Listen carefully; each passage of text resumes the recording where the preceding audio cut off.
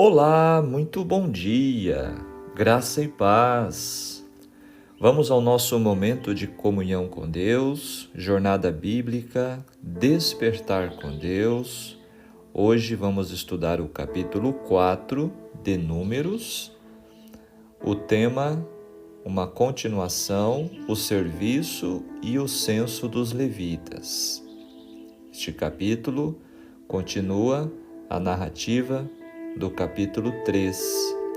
O capítulo 4 de Números fornece um relato detalhado das responsabilidades do clã coatita no tabernáculo, enfatiza a natureza sagrada dos objetos que lhes foram confiados e os procedimentos estritos que tiveram que seguir para manter sua santidade. Este capítulo também enfatiza a organização e a ordem do acampamento israelita e a importância da adesão fiel às suas tarefas designadas. Uma das lições essenciais deste capítulo é a importância da humildade e do serviço desinteressado. Essa é a introdução, um pequeno resumo do capítulo 4 de Números. Você já deve ter lido em sua Bíblia o capítulo, ou também possa ter ouvido o áudio, e agora nós vamos considerar os comentários e buscar assim um entendimento, o que o capítulo de hoje traz de lições para nós. O quarto capítulo nos lembra de, primeiro, variedade dos dons e de deveres na Igreja de Deus. Esse é um ponto que deve estar claro para nós, a variedade de dons. Há trabalho para todos e por isso devemos nos animar ao serviço de Deus. Há um serviço especial para cada um, o que deve nos tornar humildes com respeito à nossa posição na obra. O caráter de Deus a quem servimos para que não morram. O verso 2. Os coatitas, gersonitas e meraritas eram famílias dos levitas, a quem eram designadas tarefas especiais na adoração de Israel. Para desempenhar os trabalhos descritos neste capítulo, um levita deveria ter entre 30 e 50 anos de idade. Esperava-se que desempenhasse suas tarefas como descritos em detalhes aqui. De fato, falhar nisso poderia significar morte. A adoração ao Santo Deus não deve ser realizada relaxadamente. O verso 3, da idade de 30 anos para cima, vários versos vão repetir este ponto. Estes homens estariam no auge da forma física e bem capacitados para a obra de transportar o tabernáculo e seus equipamentos.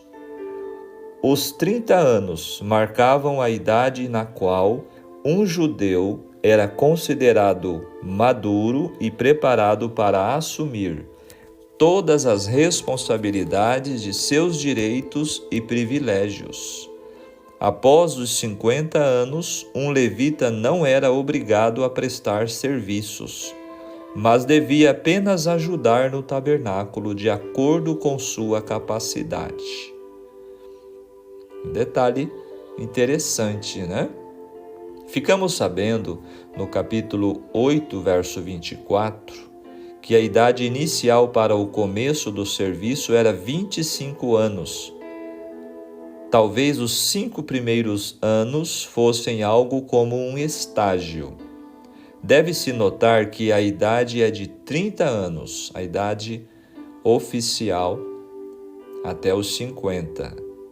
Interessante, nós temos dentro deste aspecto, a idade do batismo de Jesus, que foi com 30 anos, a idade que Jesus começou o seu ministério.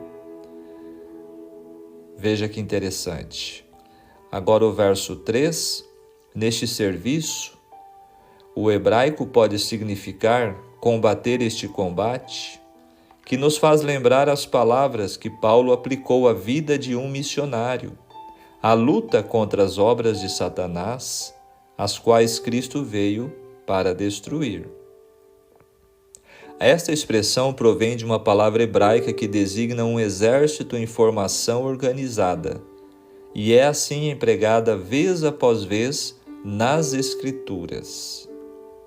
O verso 4 é este o serviço. Os coatitas carregavam os móveis sagrados e outros itens, depois que os sacerdotes os cobriam. Os gersonitas transportavam as cortinas, exceto o véu interior, e outros objetos e coberturas do santuário. Os meraritas transportavam todo o restante, incluindo os elementos sólidos da estrutura do santuário, como as tábuas, as barras, os pilares e as bases. Este capítulo nos traz uma importante relação do santuário e das funções específicas dos levitas com coisas santíssimas. A despeito do fato de o cuidado principal dessas coisas santas ter sido entregue aos coatitas, eram proibidos de tocar nelas ou até mesmo olhar para elas, sob pena de morte. Era muito solene, muito sério.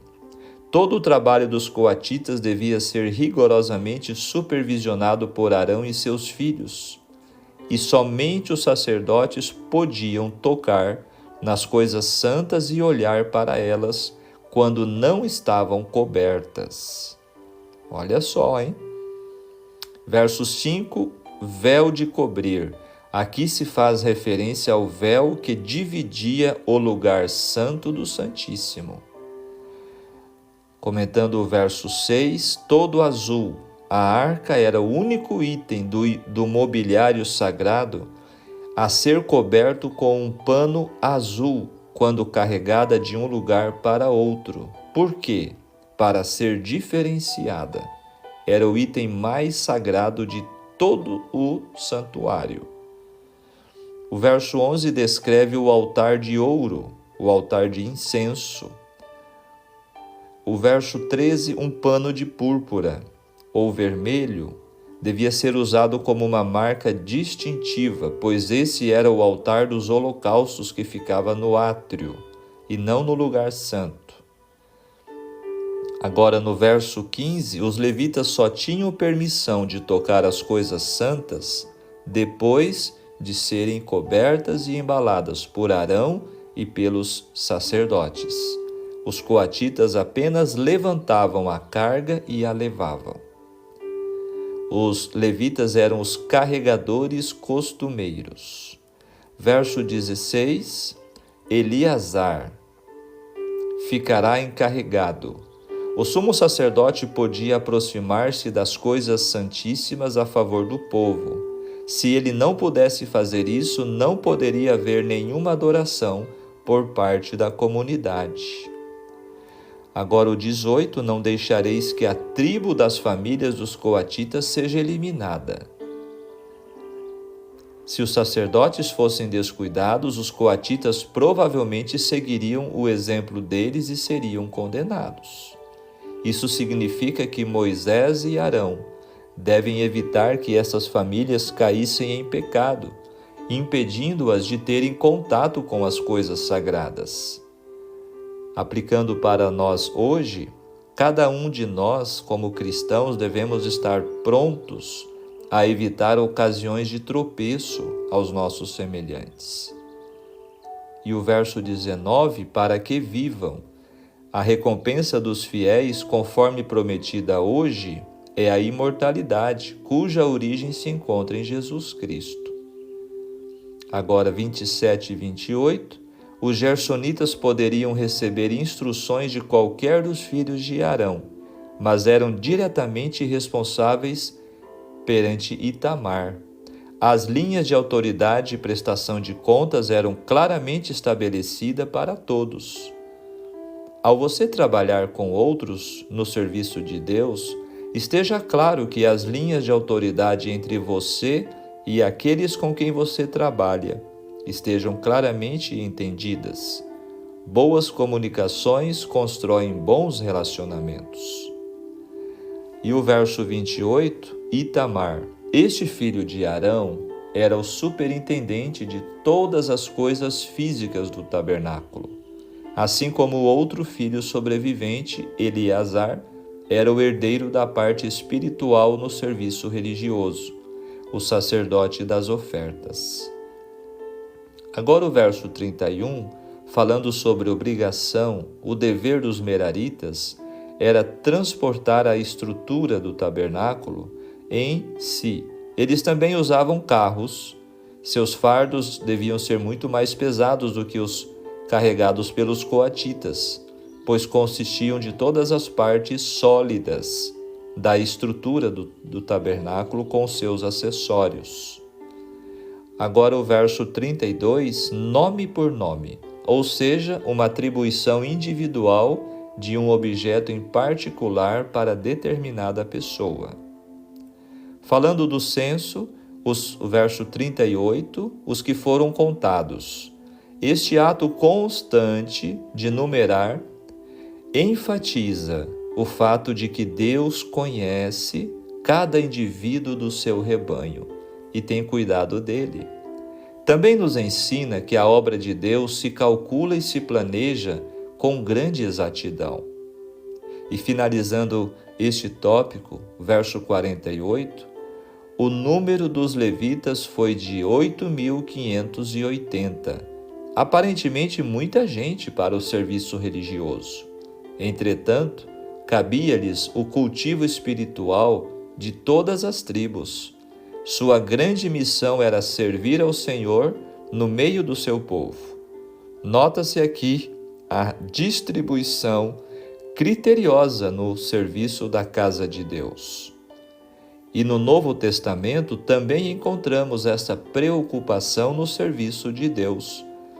Nas cartas de Paulo aos Efésios, capítulo 4, e 1 Coríntios, capítulo 12, onde ele fala da diversidade de dons. Agora vamos para instruções precisas no comentário do Espírito de Profecia. Por meio de Moisés, o Senhor dera instrução especial com relação ao transporte da arca. Ninguém, a não ser os sacerdotes descendentes de Arão, devia tocá-la, ou mesmo olhar para ela, estando descoberta. A instrução divina era: os filhos de Coate virão para levá-lo, mas no santuário não tocarão, para que não morram, conforme o verso 15. Os sacerdotes deviam cobrir a arca e então os coatitas deviam carregá-la pelas hastes, as quais eram colocadas em argolas de cada lado da arca e nunca se removiam. Aos gersonitas e meraritas que tinham a seu cargo as cortinas, as tábuas e as colunas do tabernáculo, Moisés deu carros e bois para o transporte daquilo que lhes era confiado. Patriarcas e Profetas, 705. Agora vamos ao próximo tópico. O que o capítulo de hoje tem de ensino para aplicar em nossas vidas? Este quarto livro da Bíblia visa incutir em nossa mente, amado ouvinte da Palavra de Deus, que não estamos neste mundo como turistas, mas como peregrinos, apenas focados nas sublimes mensagens espirituais, atentos aos verdadeiros líderes espirituais e consagrada dedicação à congregação dirigida por Deus, viveremos como peregrinos, não como turistas neste mundo de pecado. Um futuro promissor depende de nossa dependência ao Senhor no presente. Santifique-se para o serviço de Deus, hoje, a fim de que estejas preparado para estar em sua presença futuramente. O capítulo em apreço mostra que nem todo levita era sacerdote, mas todo sacerdote teria de ser levita para servir ao Senhor em seu santuário. Deveres sagrados, cumpridos fielmente, distanciam-nos do pecado. Na obra de Deus, cada um tem deveres específicos, como podemos ver em destaque no estudo de hoje. Coatitas, gersonitas e meraritas. Somente filhos de Arão atuariam nos rituais sagrados do santuário. Coatitas, gersonitas e meraritas teriam outras responsabilidades. É preciso aprender que na obra de Deus deve-se respeitar os deveres pelos quais cada um foi designado. O livro de Números não economiza em dizer que Moisés e Arão contaram cada um dos que entrariam no sagrado ministério do santuário. Após especificar o número destas famílias levíticas, com idade própria para ministrar, juntando todos, contou-se 8.580 servidores. Amados, assim como os levitas lá no passado, nós, hoje, cristãos, somos também para o Senhor um reino de sacerdotes. Nossa principal função e preocupação deve ser adorar a Deus em todos os aspectos de nossa vida. Como diz Paulo, quer comamos ou bebamos ou façamos outra qualquer coisa, tudo deve ser feito para a glória e honra de Deus. Temos que aprender com os levitas a não ser indiferente, preguiçosos ou omissos na obra de Deus neste mundo.